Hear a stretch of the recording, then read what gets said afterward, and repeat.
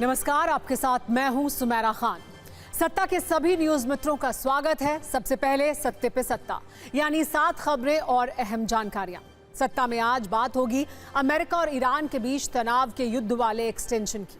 America के aircraft carrier, missile और fighter jet Iran की ओर बढ़ रहे हैं। ट्रंप ने ईरान को नई चेतावनी दी है। वहीं ईरान के राष्ट्रपति ने कहा है खामेनेई पर हमला ईरान पर हमला माना जाएगा। ईरान भी चोरी चोरी जंगी तैयारी कर रहा है। इसकी पूरी कहानी आपको बताएंगे। पाकिस्तान में भारतीय डिजाइनर लहंगे पर बड़ा क्लेश शुरू हो गया है। वहां के लोग नवाज शरीफ परिवार पर कई आरोप लगा रहे हैं, गद्दार कह रहे हैं। नवाज शरीफ के नाती जुनैद सफदर की पत्नी शानजे अली ने अपनी शादी में भारतीय डिजाइनर के कपड़े पहने। इसको लेकर विवाद हो रहा है। इसकी वीडियो कुंजी हम आपको दिखाएंगे। बीजेपी के कार्यकारी अध्यक्ष नितिन नबीन ने आज राष्ट्रीय अध्यक्ष पद के लिए अपना नामांकन दाखिल किया। नितिन नबीन के लिए 37 नामांकन पत्र दाखिल किए गए। हर नामांकन पत्र पर 20 प्रस्तावकों ने हस्ताक्षर किए। कल इनके नाम का आधिकारिक ऐलान होगा। संयुक्त अरब अमीरात के राष्ट्रपति शेख मोहम्मद बिन जायद अल नहयान आज भारत पहुंचे। प्रधानमंत्री मोदी ने एयरपोर्ट पर जाकर उनका स्वागत किया। पश्चिम एशिया में तनाव के बीच ये दौरा काफी अहम माना जा रहा है। दोनों नेताओं के बीच व्यापार, निवेश, रक्षा सहयोग और ऊर्जा सुरक्षा जैसे मुद्दों पर बात हो सकती है। मुलायम सिंह यादव के बेटे प्रतीक यादव ने अपर्णा यादव से तलाक लेने की बात कही है। सोशल मीडिया पोस्ट पर उन्होंने कई आरोप लगाते हुए ये धमकी दी। अपर्णा यादव पर पारिवारिक रिश्ते खराब करने का आरोप लगाया। ये कहा कि अपर्णा को सिर्फ अपनी चिंता है। सत्ता के न्यूज मित्रों को नाव रेप केस का अपडेट भी दे दें। रेप पीड़िता के पिता की कस्टोडियल डेथ के केस में कुलदीप सेंगर को झटका लगा है। दिल्ली हाईकोर्ट ने 10 साल की सजा सस्पेंड करने से इनकार कर दिया। आपको बता दें कि 9 अप्रैल 2018 को पुलिस कस्टडी में रेप पीड़िता के पिता की मौत हो गई थी। आरोप है कि सेंगर के इशारे पर उन्हें गिरफ्तार किया गया था। चांदी के दाम ने सभी रिकॉर्ड तोड़ दिए हैं। मल्टी कमोडिटी एक्सचेंज पर कीमत अब 3 लाख प्रति किलो तक पहुंच चुकी है। पिछले 9 महीने में चांदी की कीमत में 200% से ज्यादा का उछाल आया है। पिछले 37 दिन में 1 लाख रुपए कीमत बढ़ी है चांदी की। सत्ता की शुरुआत करते हैं ईरान में चल रहे सत्ता विरोधी संघर्ष से, जो अब महायुद्ध वाले मोड में पहुंच चुका है। इसका ट्रेलर ईरान के सरकारी टीवी के अचानक हैक होने से मिला। इसे एक संकेत के तौर पर देखा जा रहा है। वहीं दूसरी ओर अमेरिका के घातक हथियार लगातार ईरान की ओर बढ़ रहे हैं। अमेरिका और ईरान की तरफ से बयानबाजी के साथ साथ बमबाजी की भी बड़ी तैयारी हो रही है। आपको बता दें कि कैसे अमेरिका के राष्ट्रपति ट्रंप ने खामेनेई को आखिरी चेतावनी दी है और ईरान की तरफ से भी अमेरिका को जवाब मिल रहा है। ट्रंप ने कहा कि अगर ईरान में प्रदर्शनकारियों की हत्याएं जारी रहीं तो अमेरिका दखल देगा, मतलब अमेरिका हमला करेगा। इसके जवाब में ईरान की ओर से भी काफी कुछ कहा गया है। अयातुल्लाह अली खामेनेई ने ट्रंप पर सीधे सीधे आरोप लगाते हुए कहा है कि ईरान के अंदर हो रहे विद्रोह में ट्रंप का सीधा हस्तक्षेप है। वो खुद अशांति में शामिल हैं। ईरान ट्रंप को अपराधी मानते हैं। ईरान में देशद्रोही तत्वों को अमेरिका ने उकसाया है। अमेरिका ने ईरान के विद्रोहियों का समर्थन किया है, जो बर्दाश्त नहीं किया जाएगा। इससे भी बड़ी बात, ईरान के राष्ट्रपति मसूद पेजेश्कियान ने कहा है कि खामेनेई पर हमला ईरान पर हमला माना जाएगा। यह ट्रंप के लिए बड़ा संदेश है। दुनिया के लिए यह समझने वाली बात है कि अमेरिका और ईरान का तनाव जल्द खत्म होने वाला नहीं है। ऐसा डर ईरान में भी है। ईरान की सरकार युद्ध की तैयारी कर रही है। अपने rocket system, missile system, defence system का ट्रायल कर चुकी है। अमेरिका को लेकर ईरान में कई थ्योरी चल रही हैं। 2 थ्योरी की चर्चा सबसे ज्यादा हो रही है, जिसमें खामेनेई की सत्ता का डर छिपा है। पहला यह है कि ईरान में खामेनेई के अपहरण के लिए ऑपरेशन होगा। वेनेजुएला में अमेरिका ऐसा कर भी चुका है।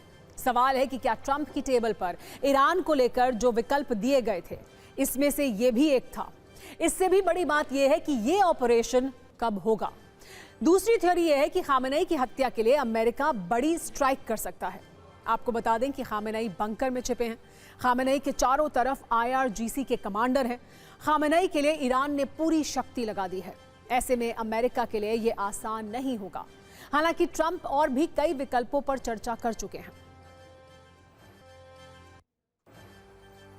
अमेरिका के साथ युद्ध की चर्चा और देश के अंदर विरोध प्रदर्शन के बीच कुछ घंटे पहले ईरान में बहुत बड़ी सुरक्षा चूक देखने को मिली, जब वहां साइबर हमला हुआ। साइबर अटैक से खामेनेई की सत्ता हिल गई। सुरक्षा व्यवस्था पर सवाल उठने लगे। आप इन तस्वीरों से देखिए वहां क्या हुआ। ईरान के समय के अनुसार रविवार रात 9:30 पर इस्लामिक रिपब्लिक ऑफ ईरान में ब्रॉडकास्टिंग के सभी चैनल हैक किए गए। लगभग 10 मिनट तक ये हैकर्स के कब्जे में रहे। इस दौरान टीवी पर क्या प्रसारित होने लगा ये भी देखिए। ईरान में साइबर अटैक के कई वीडियो अब वायरल हो रहे हैं। खामेनेई की सत्ता को परेशान करने वाली सबसे बड़ी बात यह हुई कि वहां प्रिंस रजा पहलवी का लाइव प्रसारण होने लगा। ईरान में चल रहे विरोध प्रदर्शन की तस्वीरें चलने लगी। सवाल यही है कि यह साइबर अटैक किसने किया। सवाल यह भी है कि ईरान की सुरक्षा व्यवस्था इस वक्त कितनी मजबूत है। सवाल यही है कि ईरान में साइबर अटैक के बाद अब क्या होने वाला है। कहानी सिर्फ साइबर अटैक की नहीं है, क्योंकि अमेरिका की तैयारी बहुत बड़ी है। अमेरिका ने चारों तरफ से ईरान को घेर लिया है। इसे आपको हम एक सीन के जरिए समझाते हैं। कुछ इस तरह से अमेरिका इस वक्त ईरान के चारों तरफ मौजूद है। पश्चिम में हवाई घेराबंदी की गई है। F-15 फाइटर जेट्स तैनात हैं। KC-135 फ्यूलिंग टैंकर भी तैयार है। C-17 ग्लोब मास्टर भी ऑपरेशनल मोड में है। पूर्व और दक्षिण में समुद्री घेराबंदी की गई है। कुछ इस तरह अमेरिका ईरान की ओर बढ़ रहा है। Aircraft carrier USS Abraham Lincoln Malacca strait को पार कर चुका है। सिर्फ 3 से 4 दिन में ये ईरान के करीब पहुंच जाएगा। मतलब इतना करीब जहां से मिसाइलें ईरान के अंदर दागी जा सकती हैं, जहां से अमेरिका ईरान के टारगेट पर है। वहीं USS वर्जीनिया क्लास की पनडुब्बी भी पश्चिम एशिया की ओर जा रही है। यह दुनिया की सबसे एडवांस्ड न्यूक्लियर अटैक सबमरीन में से एक है, जो चुपके से ऑपरेशन करने, दुश्मन की पनडुब्बियों और जहाजों को मारने में माहिर है। जमीन पर हमले के लिए टॉमहॉक क्रूज मिसाइल दागने में भी माहिर है। ईरान से करीब 4000 किलोमीटर दूर डेगो गार्सिया बेस के पास भी अमेरिका के B-2 stealth bombers bunker buster bomb तैनात हैं। यह बेस ईरान के संभावित लक्ष्यों के लिए रणनीतिक रूप से बेहद उपयोगी है। अमेरिकी वायुसेना के B-2 सबसे उन्नत स्टेल्थ बॉम्बर हैं, जो रडार से लगभग अदृश्य रहता है और लंबी दूरी तक हमला कर सकता है। इसके अलावा इजरायली फ्रंट से भी घेराबंदी की जा रही है। F-35 stealth fighters third missile defence system तैनात है। अमेरिका और ईरान के बीच युद्ध वाले माहौल के समझिए। पश्चिम एशिया में अमेरिका की सेना की तैनाती बढ़ी है। जल, जमीन, आसमान से ट्रंप के टारगेट पर ईरान है। हवा से B-2 stealth bomber, F-35 fighter jet, F-15 fighter jet, MQ-9 ripper drone, EA-18G ग्लोरल है, जो संचार सिस्टम जैम करेगा। समंदर से टॉमहॉक क्रूज मिसाइलें हैं, जो 1600 किलोमीटर दूर से हमला कर सकती हैं। युद्ध वाली चर्चा के बीच ईरान में गृह युद्ध कैसे चल रहा है, आपको 4 तस्वीरों से आइए वो भी दिखाते हैं। ये ईरान की राजधानी तेहरान में स्थित बासज हेडक्वार्टर की तस्वीर है, जहां प्रदर्शनकारियों ने आग लगा दी। ये IRGC के बड़े सिस्टम का हिस्सा है। यहां से प्रदर्शनकारी सीधे खामेनेई की सत्ता को ईरान के प्रदर्शन को देखते हुए वहां सुरक्षा बल भी आक्रामक है। हिंसा के दौरान IRGC ने कई प्रदर्शनकारियों पर फायरिंग की, जिसकी तस्वीरें वायरल हो रही हैं। तेहरान में हजारों प्रदर्शनकारी सड़कों पर हैं। प्रदर्शनकारियों ने कई सरकारी इमारतों में आग लगा दी।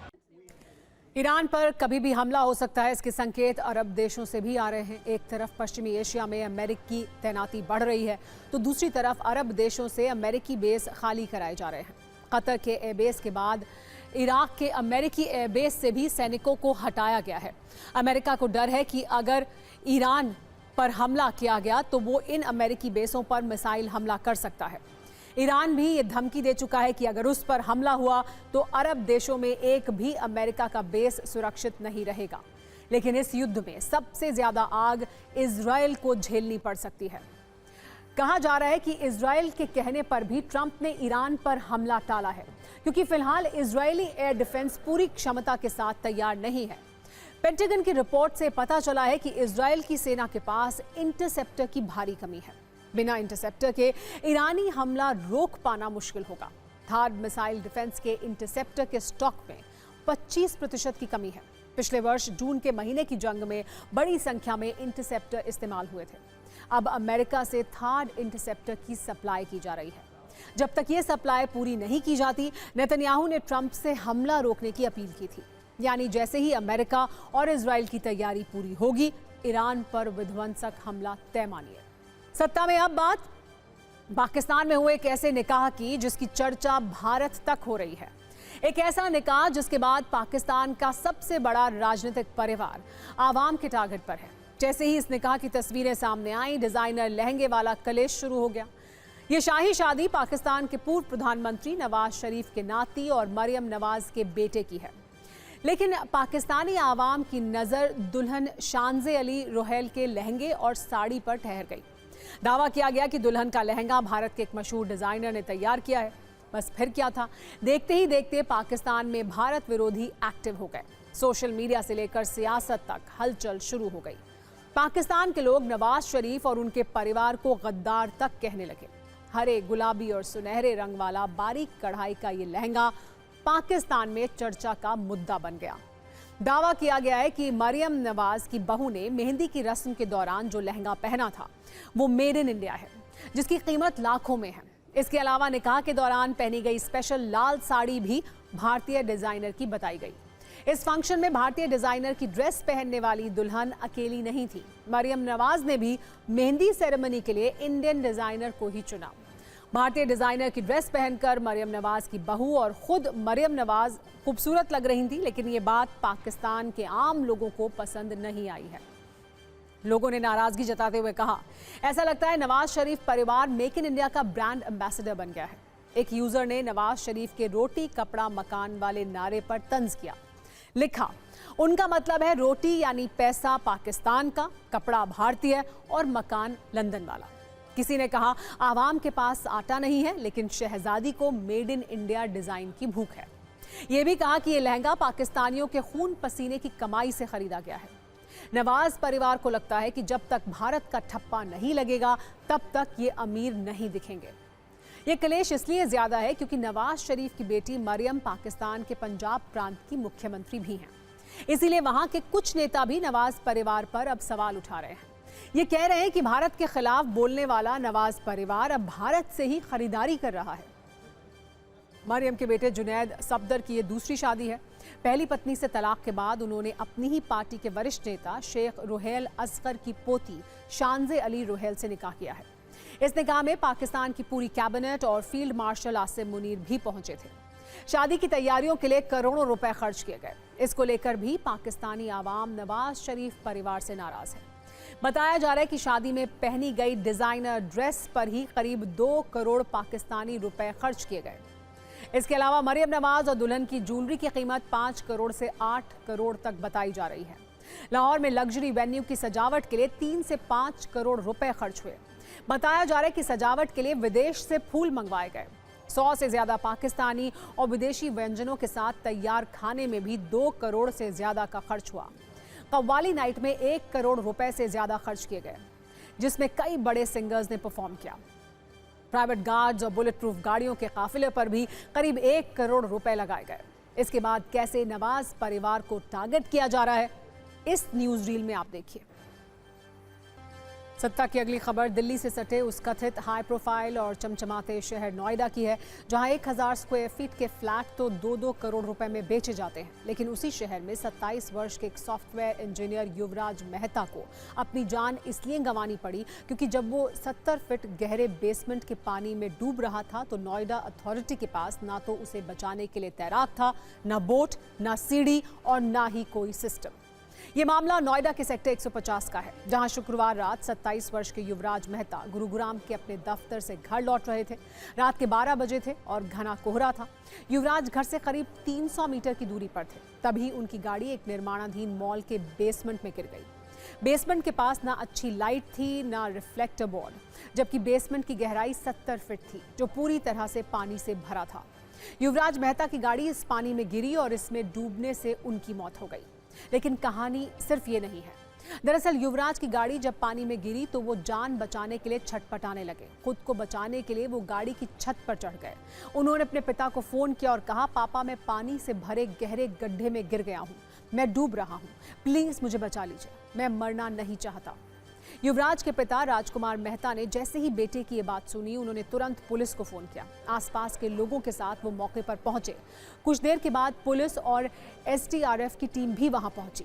युवराज के पिता मौके पर मौजूद लोगों से अपने बेटे की जान की भीख मांगते रहे, लेकिन प्रशासन के पास ना तो गोताखोर थे और ना ही जरूरी संसाधन। वो देखते रहे, युवराज डूबता रहा। युवराज आवाज लगा रहा था कि कोई बचाओ, लेकिन ना तो एसडीआरएफ की टीम से कोई पानी में कूदा और ना ही प्रशासन का कोई दूसरा व्यक्ति। कोई पानी के ठंडे होने की बात कह रहा था तो कोई कह रहा था कि पानी गहरा है, इसमें कैसे कूदें। और जब तक वहां नाव पहुंची तब तक युवराज पानी में डूब चुका था। उसकी सांसें टूट चुकी थी और वहां मौजूद लोग उसे डूबते हुए देखते रहे थे। 12 बजे उसने फोन किया था कि पापा मैं नाले में गिर गया हूँ, बचाओ आ करके। तो फिर मैं दौड़ पड़ा उसकी ओर और लगभग 30 से 40 मिनट लगा हमको नाला खोजने में। एग्जैक्टली किस नाले में वो फंसा हुआ है। कार के ऊपर छत पर लेटा हुआ है ताकि बैलेंस रहे गाड़ी। बोला कि धीरे धीरे ये गाड़ी अब डूब रही है, मुझे जल्दी बचाओ। रेस्क्यू में केवल इन लोगों की टीम के पास जो रेस्क्यू टीम थी, सरकारी रेस्क्यू टीम, उसमें केवल रस्सी था जो लोग बार बार फेंक रहे थे लेकिन सही जगह पहुंच नहीं रहे। तो इसी में हो गया ऑप्शन। अगर एक ऑप्शन काम नहीं कर रहा था तो दूसरे ऑप्शन को एक्सप्लोर किया जा सकता था। यही चाहते हैं कि किसी और के साथ ये घटना दोबारा ना हो और जो अकाउंटेबल है उनको एहसास कराया जाए कि उन्होंने नेग्लिजेंस दिखाया है। हालांकि जब सिस्टम की रूह ठंडे पानी से कांप रही थी और एसडीआरएफ की टीम पानी में कूदने से डर रही थी, तब एक डिलीवरी बॉय मुनिंदर 70 फीट उस गहरे मौत के गड्ढे में कूदा। लेकिन प्रशासन की देरी के कारण उसकी ये छलांग भी युवराज मेहता को बचा नहीं पाई। लड़का कम से कम 1.5 से 2 घंटा जीवित रहा है। गाड़ी के ऊपर बैठा है, गाड़ी भी नहीं डूबी, गाड़ी में पानी नहीं भरा था। पुलिस आई, पिताजी आए, उनके पुलिस प्रशासन भी मौके पे आ गए थे हालांकि, लेकिन पुलिस के पास वो साधन नहीं थे जो गाड़ी को और लड़के को बचा सकते हैं। क्यों? उनमें कुछ बुजुर्ग अवस्था में भी थे पुलिस वाले, जो नौजवान थे, एक दो, तो उन पर तैरना नहीं आता था। तो उन्होंने तुरंत फायर ब्रिगेड पे कॉल किया था। फायर ब्रिगेड आई थी। फायर ब्रिगेड पर जितने भी फायर ब्रिगेड वाले थे उनके पास नाव थी, सेफ्टी जैकेट थी, 100 मीटर का रास्ता था, लेकिन वो ये चीज़ कह रहे थे बार बार पानी बहुत ठंडा है, इसमें सरिया है अंदर, हम नहीं जाएंगे। मैंने कहा मैं जाऊँगा, तो मैंने पूरी इजाज़त लेने के बाद मैं अंदर गया। रात को 2 बजे 1:45-50 में मैं अंदर अपनी कमर से रस्सा बांध के जो 100 मीटर का यहाँ पर रखा था, मैं सीधा जोड़ में सीधा दाग गया। इंगे के जो लोग खड़े थे उनको मैं दिख नहीं रहा था, धुंध इतनी बहुत ज़्यादा थी, लेकिन मैं फिर भी 30 से 40 मिनट इसमें पूरी रात घूमा था, मतलब 30 से 40 मिनट, लेकिन ना मुझे लड़का मिला, नहीं मुझे गाड़ी मिली थी। इस घटना के बाद नोएडा से लेकर लखनऊ तक एक्शन लिया जा रहा है। नोएडा अथॉरिटी के सीईओ नोएडा में एम लोकेश को वेटिंग में डाल दिया गया है। इसके अलावा मुख्यमंत्री योगी आदित्यनाथ ने 3 सदस्यीय स्पेशल इन्वेस्टिगेशन टीम यानी एसआईटी का गठन किया है। इसमें मेरठ मंडल के कमिश्नर, एडीजी जोन मेरठ और पीडब्ल्यूडी के चीफ इंजीनियर शामिल हैं। टीम की अगुवाई मेरठ मंडल के कमिश्नर करेंगे। एसआईटी को 5 दिन के अंदर जाँच रिपोर्ट सीएम को सौंपने के लिए कहा गया है। नोएडा अथॉरिटी ने अब मेकअप शुरू कर दिया है, यानी जो सच है वो साफ दिखाई ना दे, इसके लिए इलाके के जूनियर इंजीनियर को हटा दिया गया है। वरिष्ठ प्रबंधक और प्रबंधक को कारण बताओ नोटिस जारी किया गया है। 2 डेवलपर्स के खिलाफ एफआईआर दर्ज की गई है। हादसे की जगह पर सीमेंटेड बैरिकेड लगाए जा रहे हैं, स्ट्रीट लाइट्स को ठीक कराया जा रहा है। लेकिन सवाल यह है कि क्या सिर्फ एक जूनियर इंजीनियर को हटाने से युवराज को इंसाफ मिल जाएगा? ये सवाल इसलिए भी क्योंकि कुछ दिन पहले ही इस जगह पर एक ट्रक इसी बेसमेंट में गिरा था। ट्रक ड्राइवर भी पानी में कूद गया था, लेकिन तभी वहां से गुजर रहे लोगों ने उसकी जान बचा ली थी। लेकिन इस बार ऐसा नहीं हुआ और युवराज की मौत हो गई। सवाल यह है कि जब कुछ दिन पहले ऐसा ही हादसा हुआ था तो नोएडा अथॉरिटी ने वहां पर सुरक्षा के इंतजाम क्यों नहीं किए? वो किसी की मौत का इंतजार कर रहे थे? आखिर में नोएडा अथॉरिटी पर हत्या का मुकदमा क्यों ना चले? स्थानीय लोगों में गुस्सा है। वो आरोप लगा रहे हैं कि बार बार जानकारी देने के बाद भी नोएडा अथॉरिटी ने इसकी अनदेखी की, जिसके कारण ये बड़ा हादसा हुआ। नोएडा अथॉरिटी से स्थानीय लोग इसलिए भी नाराज हैं क्योंकि जिस मॉल के गड्ढे में डूबने से युवराज की मौत हुई है उसे नोएडा प्राधिकरण ने अपने कब्जे में ले रखा था, लेकिन इसके बावजूद प्लॉट के आसपास कोई सेफ्टी वॉल नहीं बनाई गई थी, सुरक्षा के उपाय नहीं किए गए थे।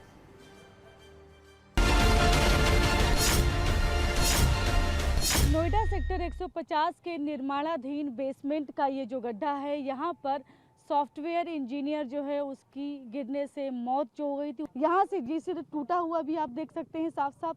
तो यहाँ इस नाले से गाड़ी निकलते हुए उस पानी में जाकर गिरी। 70 फीट चूँकि इसमें खुदाई की गई है तो 70 फीट गहरे ये जो पानी भरा हुआ जो इलाका है इसमें वो गिर जाता है और बार बार वो टॉर्च जलाकर लोगों से बचाव की भी गुजारिश करता है, लेकिन उस वक्त समय पर कोई भी बचाने के लिए नहीं उतर पाता।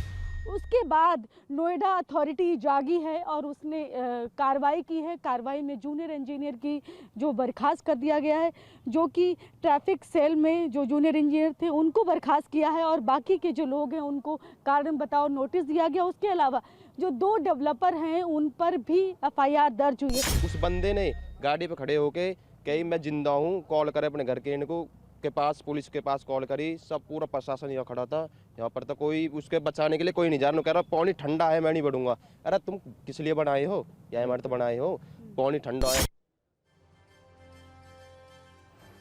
ये हादसा नोएडा के उस इलाके में हुआ है जिसे नोएडा अथॉरिटी अपने सबसे प्रीमियम सेक्टर में से एक कहता है। भारत के top performing real estate micro market Anarock की रिपोर्ट के अनुसार नोएडा के सेक्टर 150 में रियल एस्टेट में 2021 से 2025 में कीमत 139% तक बढ़ गई, जो दिल्ली NCR समेत भारत में सबसे ज्यादा है। इतना ही नहीं, यहाँ फ्लैट का किराया 71% तक बढ़ा है, जो दूसरी जगहों से काफी ज्यादा है। नोएडा अथॉरिटी देश की सबसे अमीर अथॉरिटी में से एक है। 2025 में इसका वार्षिक बजट 8,000 करोड़ रुपए के करीब रहा है। बावजूद इसके यहाँ रहने वाले लोगों का कहना है कि इस इलाके में सुविधा जीरो है। इन बातों के इतर सवाल ये भी है कि नोएडा अथॉरिटी की ये अमीरी और ये पैसा आखिर किस काम का है, जब स्ट्रीट लाइट, रिफ्लेक्टर बोर्ड और खाई के सामने पक्की दीवार के अभाव में एक 27 वर्ष के इंजीनियर की मौत हो जाए। उसे ना अथॉरिटी बचा पाई और ना ही SDRF। अगली खबर उत्तर प्रदेश से है, जहां गंगा स्नान के मुद्दे पर नाराज शंकराचार्य स्वामी अविमुक्तेश्वरानंद का अनशन जारी है। प्रयागराज में मौनी अमावस्या के मौके पर गंगा स्नान को लेकर शंकराचार्य अविमुक्तेश्वरानंद के भक्तों और पुलिस के बीच जमकर बवाल हुआ था। इसके बाद आरोप है कि पुलिस उनके भक्तों को घसीटते हुए ले गई और शंकराचार्य को बिना स्नान किए वापस जाना पड़ा। खुद अपने साथ और भक्तों के साथ हुई अभद्रता के बाद अब शंकराचार्य अपने शिविर के बाहर धरने पर बैठ गए हैं। शंकराचार्य की मांग है कि प्रशासन प्रोटोकॉल के साथ उन्हें ले जाकर गंगा स्नान कराए। TV9 भारतवर्ष से बातचीत में उन्होंने बताया कि प्रशासन के रवैये से वो काफी आहत हैं। दरअसल मौनी अमावस्या के दिन शंकराचार्य स्वामी अविमुक्तेश्वरानंद अपने रथ से गंगा स्नान के लिए जा रहे थे और संगम नोज पर ज्यादा भीड़ थी। भीड़ को देखते हुए पुलिस ने शंकराचार्य स्वामी अविमुक्तेश्वरानंद को रथ से उतरकर पैदल जाने को कहा, लेकिन शिष्य नहीं माने और आगे बढ़ने लगे। इस पर बहस दोनों पक्षों में हो गई। फिर देखते ही देखते धक्का मुक्की शुरू हो गई। शंकराचार्य के भक्तों ने बैरियर तोड़ दिया, जिसके बाद पुलिस ने स्वामी अविमुक्तेश्वरानंद के कई समर्थकों को हिरासत में ले लिया। इससे नाराज शंकराचार्य उन्हें छुड़ाने पर अड़ गए और अब वो अनशन पर बैठे हुए हैं। शंकराचार्य स्वामी अविमुक्तेश्वरानंद ने इस मामले में सीधे मुख्यमंत्री योगी आदित्यनाथ पर आरोप लगाया है। उन्होंने कहा है कि सीएम के कहने पर ही उनके साथ ये बर्ताव किया गया ताकि वो हमें सबक सिखा सकें। उन्होंने अपनी हत्या के प्रयास का भी आरोप लगाया है। स्वामी अविमुक्तेश्वरानंद ने यह भी कहा है कि दूसरे संत को पूरी VIP व्यवस्था के साथ स्नान कराया गया, जबकि उनके साथ ऐसा नहीं किया जा रहा है, जो दोहरा चरित्र है। महाराज जी क्या कहेंगे जिस तरीके से कल स्नान के मौके पर आपके साथ हुआ है? अब क्या कहें, दुर्भाग्य ही है। प्रशासन नहीं चाहता है कि हम गौ माता की रक्षा की आवाज उठाएं। संतों के बीच में ऐसा मतभेद क्यों, मतलब ये अंतर क्यों? संतों में कोई मतभेद नहीं है, ये लोग मतभेद डालने की कोशिश कर रहे हैं कि हम संतों को दो फाड़ कर दें, बांटो और राज करो। अंग्रेजों की नीति सीख के बैठे हैं। किसकी शय पे क्या कहना चाहिए, किसके कहने पे ऐसी? भाई देखिए, जो अभी तक हमको समझ में आता है वो यही है कि या तो आदित्यनाथ जी की तरफ से ये था कि इनको सबक सिखा दो, ये गौ रक्षा की बात न कर पाए, सच बोलते हैं बीच बीच में ना बोल पाए, और या तो उनके अफसरों के द्वारा उनको खुश करने के लिए ये किया गया।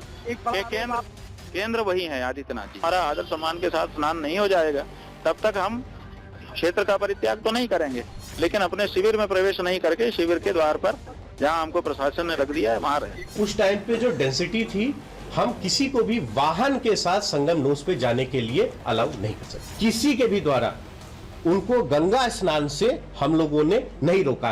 एक दिन पहले उन्होंने 2 वाहनों की अनुमति, सुरक्षा और ये सब जो व्यवस्था है उसकी डिमांड उनके द्वारा की गई थी, जिसको उनको बहुत ही स्पष्ट रूप से मना कर दिया गया था। वो अपने सैकड़ों अनुयायियों के साथ अपने वाहन पर सवार होकर के उस पीपा पुल पर आए और उन्होंने वहाँ का जो बैरियर है उसको तोड़ा। शंकराचार्य के भक्तों को पीटने के मामले और अब अनशन के बाद राजनीति भी इस पे हो रही है। समाजवादी पार्टी के अध्यक्ष अखिलेश यादव ने इसकी निंदा की है। उन्होंने कहा है कि ये सोचने वाली बात है कि ऐसी घटनाएं बीजेपी सरकार में ही क्यों हो रही हैं, जबकि कांग्रेस कह रही है कि बीजेपी ना काम की है ना राम की है। जिनकी मेहरबानी से सत्ता में बैठे हैं उनके साथ क्या कर रहे हैं ये आपके सामने।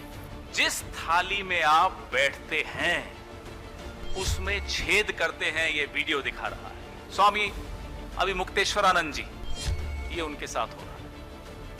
क्या अपराध है उनका? आप किस काम के हैं? ना आप काम के हैं ना आप राम के हैं। इस प्रकार आदरणीय अभिमुक्तेश्वरानंद जी शंकराचार्य को रोक दिया गया, उनके भक्तजनों पे लाठीचार्ज की गई, 3 लोग घायल अस्पताल में भर्ती हैं। ये दिखाता है कि ये सरकार कहती तो है हिंदूवादी हूं, लेकिन हिंदूवादी है नहीं। शंकराचार्य के सम्मान में और शिवसेना है मैदान में। जो प्रयागराज में हुआ है मौनी अमावस्या के दिन, उसका हम कड़े शब्दों में निषेध करते हैं, विरोध करते हैं और हम पूरा देश सनातन के साथ खड़ा है, हिंदुत्व के साथ खड़ा है। इस मामले में शंकराचार्य स्वामी अभिमुक्तेश्वरानंद सरस्वती का आरोप है कि उन्हें प्रोटोकॉल नहीं दिया गया।